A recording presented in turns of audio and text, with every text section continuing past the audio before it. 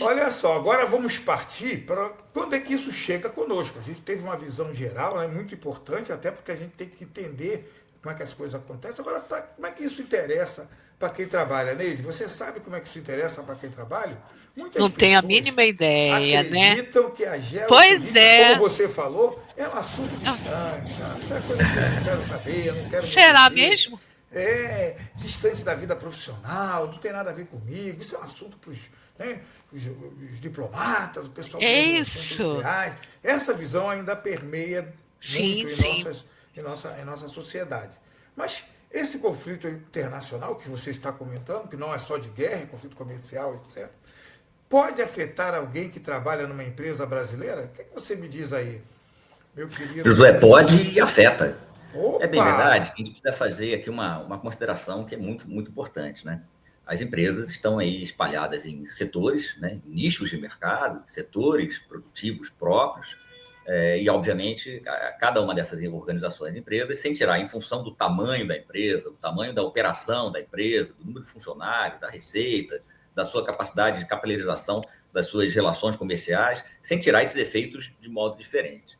Mas aí eu vou falar aqui, vou fazer referência a empresas talvez de mais médio e grande porte, que têm as suas operações colocadas em termos internacionais, né, em relações internacionais, que têm um impacto mais imediato.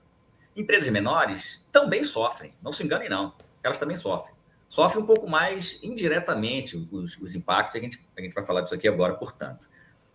Quando a gente tem uma guerra, e, por exemplo, a guerra que estava acontecendo até então com o Irã e Estados Unidos, Irã. e o fechamento do Estreito de Hormuz, a gente tem um impacto muitíssimo significativo no produto que é ainda o must-have ali das relações internacionais e da economia global, que é o petróleo. Então, a gente tinha até anteontem, ainda temos, né, porque isso vai ser liberado aí nos próximos 30 dias com alguma vazão razoável, aproximadamente 600 navios parados no Estreito de Hormuz, parte significativa de navios de petróleo. Então, se o petróleo não chega, como é que eu trago o arroz da serra, a banana, o mel, a maçã para as grandes cidades, se não tem combustível? Exatamente. E os Se preços já o estão subindo, né?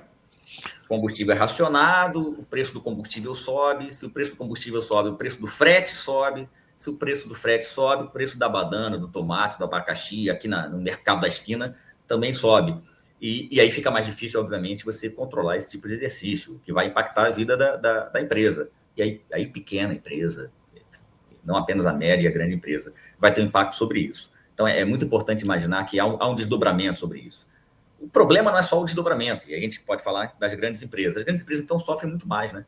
Porque os efeitos são maiores, né? São de Sim, maior sim. volume, né, em função disso. E aí, obviamente, tem que pensar em algum grau de previsibilidade no mundo imprevisível. Olha que desafio. Como é que eu É consigo verdade, prever uma Nossa. coisa que no mundo é imprevisível? verdade. Mas eu preciso pensar nisso. Preciso pensar em planejamento estratégico. Aí, para pensar em planejamento estratégico, eu preciso olhar para a minha organização, para a organização que eu atuo, o que eu sou o gestor, e preciso olhar assim, quem é que no meu time eu posso contar, com quem é que no meu time eu posso contar, para estabelecer uma lógica de um planejamento estratégico que possa ser minimamente previsível. E aí a gente vai direto para a seleção das pessoas. A gente vai direto para aquela equipe que trabalha comigo no dia a dia. Aquele cara, ou aquela menina, aquele rapaz, que ficam lá na frente do computador, imaginando só o traslado da mercadoria, o fechamento do frete, ele precisa saber que cada vez mais o frete é um elemento de imprevisibilidade. Cada vez mais as rotas comerciais têm o seu choke points, os pontos de gargalo internacional. Cada vez mais os fornecedores dos serviços, os armadores, as mercadorias, da onde eu trago que tipo de produto, passa por inconveniências de geopolítica. E que não são só geopolíticas, porque elas estão igualmente geoeconômicas. Né? Então há um elemento da Exata. política do território e há um elemento da economia do território. E aí, se eu não consigo fazer com que a pessoa na frente do computador, que tem eventualmente uma posição um pouco mais operacional, menos estratégica, né, mais tática operacional, não entenda a relevância de correr para fechar um frete, ou não entenda a relevância de como é que eu posso ter diversos fornecedores de frete, num momento desse de imprevisibilidade, a empresa vai engasgar, a empresa vai tropeçar, ela vai ter alguma dificuldade. Então, impacta em dois sentidos, portanto, para a gente tentar fechar aqui um raciocínio. Impacta em dois sentidos. Se a empresa se ressente dos aumentos dos custos, eu posso ser uma variável e eu posso ser apenas um número. E nisso eu posso ser desligado. E aí, se eu posso ser desligado, eu posso pensar o seguinte: por que eu, por que não meu colega? Meu colega, o outro ali da empresa, né? Porque se alguém vai ser desligado, a gente está na beira do penhasco, né? Na beira Exatamente. do penhasco. Exatamente. Aí até colocaram os preços subindo e os empregos oscilando, não é isso? Oscilando. E aí eu preciso garantir que eu, colaborador da empresa, eu, funcionário, possa ser mais necessário no mercado. E como é que eu vou ser mais necessário no mercado? Se eu conseguir entender a relação, minimamente, uma relação de geopolítica, geoeconomia com a atividade que eu tenho no cotidiano. E aí eu começo a ser uma pessoa mais interessante, porque eu posso dar palpite, eu posso chegar bem informado no trabalho, eu posso dizer para o meu líder, para o meu gestor o que está acontecendo, eu posso dizer que eu já estudei a situação, eu posso, e obviamente que esse eu posso, né, que a gente tem diversos setores, diversos níveis de capacidade e tempo disponível para fazer esse tipo de exercício, mas eu posso me projetar na organização. Mas eu preciso ter essa consciência. E aí, pensar planejamento estratégico. E a gente pode falar sobre planejamento estratégico, senão você fica falando muito aqui, né? Pode ser que atrapalhe a pergunta do Josué. Não. O que eu estou pensando aqui, né? O RH também precisa olhar para esse cenário e de que forma? Neide, você tocou num ponto fundamental. O RH e a nomenclatura tem variado tanto, né? Sim, desenvolvimento de pessoas, gestão de pessoas, talento, competência. O RH é parte fundamental da estratégia de atuação da empresa. O RH não é mais, portanto, esse pagador do cheque, né? Vai lá, o cara trabalhou, estou pagando salário, né? Fornecendo ali o olerite. Não é mais um pagador de conta. O RH não é mais só um produtor de benefícios. Agora tem um plano de saúde, tem aqui o plano odontológico. O RH é um elemento estratégico. E ele precisa, obviamente, estar em contato muito estreito com as lideranças dos outros setores da organização, para que possa entender as demandas dessas lideranças e que isso faça incidir sobre duas coisas muito importantes, Neide. E você, obviamente, com a sua formação e experiência, o José também, sabem disso. Recrutamento e seleção. Quem é que eu recruto no mercado? Como é que eu seleciono essa pessoa que está entendendo ou que pode entender sobre um mundo imprevisível em algum grau? Então, preciso ter uma objetividade muito precisa, portanto, sobre quem é que eu quero recrutar e selecionar. Então, o recrutamento e seleção é parte fundamental e não é mais burocrático, é estratégico, necessariamente. O outro ponto, treinamento e desenvolvimento. Eu posso, antes de recrutar e selecionar, eu posso desenvolver prata da casa. Então, eu consigo desenvolver pessoas na minha casa, minha empresa, né? Sim. Minha casa tem gente desenvolvida para isso? Então, treinamento e desenvolvimento são elementos fundamentais que o RH, não mais burocrático, mas ao contrário, estratégico, precisa fazer. E talvez uma terceira etapa fundamental, né? Para que a gente possa, de qualquer maneira, incentivar a permanência e fazer a retenção daquele talento. Ou a gente ficou no mercado, ou a gente conseguiu desenvolver treinando na empresa, que é um plano de cargos e salários. Eu preciso pensar numa lógica, numa carreira, né? Para que ele consiga se sentir incentivado, ele e ela, a manter-se na empresa e a gente consiga reter talentos. Então, o plano de cargos e salários é importante, o plano de carreira é importante, os benefícios são importantes, os reconhecimentos, e aí material, simbólico, né, são fundamentais. Mas mais do que tudo isso, ou talvez reunindo tudo isso, a necessária condição de que, uma vez que está, ou entra, ou já está e é desenvolvido, possa ter a oportunidade de galgar determinados patamares estratégicos. Eu preciso contar com pessoas com uma visão estratégica, não apenas lá em cima, em níveis intermediários de gestão e liderança. Porque essas pessoas conseguem irradiar, capilarizar até os níveis mais operacionais a relevância daquela minha atuação no mercado de trabalho, da empresa, né? No mercado de trabalho. Se eu não conseguir produzir uma cultura organizacional que diga, que faça ele ou ela, né, funcionário, colaborador, incorporar um valor, que é um valor agora de um olhar estratégico, sobre o mercado, eu vou ter alguns problemas, né? E aí a empresa tende a enfrentar mais dificuldades do que se envolver nisso. Às vezes demanda dinheiro, demanda tempo, às vezes não, né? Sempre demanda, mas eu tenho que olhar para o futuro. E acho que essa é a aposta mais sincera.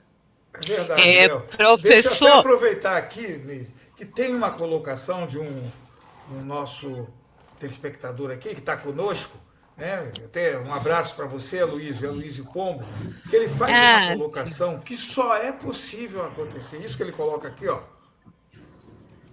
Se você tiver esse cuidado, a empresa para se manter precisa criar previsibilidade, construir 2, 3, 5, 7 cenários para a empresa dentro do seu setor. Como?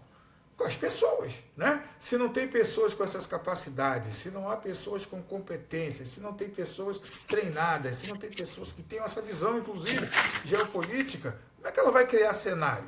Se a visão dela é estritamente operacional das suas atividades, do seu dia a dia. Então, a própria colocação de um homem de mercado, que a gente, né, conhece, um homem de mercado experiente, ele percebe que essa necessidade existe e só será cumprida através das pessoas. Neide, eu te cortei, pode terminar, por favor. Não, perfeito. Professor, eu diria, depois de tudo que o senhor falou, que a gente não pode mais na área de RH ou de pessoas recrutar, a gente tem que atrair agora, né? Vamos atrair pessoas com essa visão, com esse olhar que é tão peculiar no mundo que a gente está vivendo hoje. O que o senhor acha? Eu acho que você está corretíssima de atrair pessoas. É, por vezes, difícil passar essa mensagem, né? E aí eu vou repetir o que falei aqui uma vez agora, né? Que depende do tamanho da organização, né? Sim. Qual é a natureza. A gente está tentando imaginar uma organização de maior porte, com estratificação mais alavancada aí de cargos e salários, em que atrair pode ser um elemento fundamental, mas especialmente atrair, e eu vou fazer referência ao colega que fez o comentário, nessa perspectiva, assim, como é que eu consigo atrair um colaborador, um ativo da empresa, no bom sentido do termo, um ativo, que seja um ativo capaz de prever. Porque, veja, é algo mais ou menos, Josué e Neide, intuitivo. Mais ou menos intuitivo. Quando a gente está na atividade burocrática, mais operacional de uma empresa, de modo geral, e a gente vai comprar lá canetas, né, calculadora, o que a gente faz? A gente faz ali minimamente uma cotação, né? Vou a 3 lugares ali, vou cotar 3 preços e vou ver ali o que é o cenário melhor. Caramba, foi o que estava no comentário ali, né? Eu consigo criar 3 cenários, eu consigo pensar 3 cenários, eu consigo prever 3 cenários. E aí, se eu não tiver o elemento, primeiro, de flexibilidade, conseguir imaginar que o mundo é flexível, ele é imprevisível, ele muda e eu preciso caminhar junto com ele. E se eu não tiver uma capacidade de criatividade, de poder, à medida que o mundo se movimenta, eu conseguir pensar, prever nesse sentido, né? Pensar as chances de alguma coisa dar errado, algum gargalo, algum desafio, algum problema operacional que me faça gastar mais dinheiro do que eu talvez quisesse, se eu não tenho essa pessoa na minha organização, eu provavelmente vou enfrentar esses desafios e não vou ter os recursos para sair deles. Então, no mundo que está pensando, e esse mundo está de fato mais imprevisível como nunca, está pensando sobre reshoring, friendshoring, reshoring, né? Se a gente está trazendo para perto, está trazendo para os países amigos, né, para os pontos ou companheiras, empresas companheiras, se está internalizando novamente produção, como é que eu sei como é que eu tenho que fazer isso? Em que momento eu percebo que tenho que fazer isso? Então, o lado sobre criação de cenário, de previsão de problemas, prever. Eu posso prever onde alguma coisa pode dar errado. Me antecipa uma capacidade de resolver esse problema com mais naturalidade, com mais folga de tempo, de espaço, de dinheiro, para que eu gaste menos. Então, acho que adaptabilidade, flexibilidade, criatividade me permitem, junto com um elemento que é muito importante, Neide, você me corrija se eu estiver errado. Imagina, professor! Preciso envolver pessoas. Preciso desenvolver pessoas. Em larga medida, eu preciso dar autonomia a elas. Treinar as ferramentas, mas eu preciso dar autonomia. E aí, nesse exercício de autonomia, com flexibilidade e criatividade, batata! Esse cara vai ser capaz de, consigo imaginar um cenário difícil, chefe. Consigo imaginar um cenário de restrições. Acho que eu posso ter essa ou aquela solução. E aí, você tem que pensar em 3 cenários, 3 soluções, 4 soluções, para compor aquele cenário, aquela ação sobre desafio que você tem que superar. Isso. Entre no nosso YouTube, Papo Transparente. Você também pode nos assistir pelo Spotify e no LinkedIn. Não perca, falamos sobre o que está acontecendo de atual e das possibilidades de emprego, de trabalho, de empreendedorismo, de startup, de estágio. tudo voltado para você.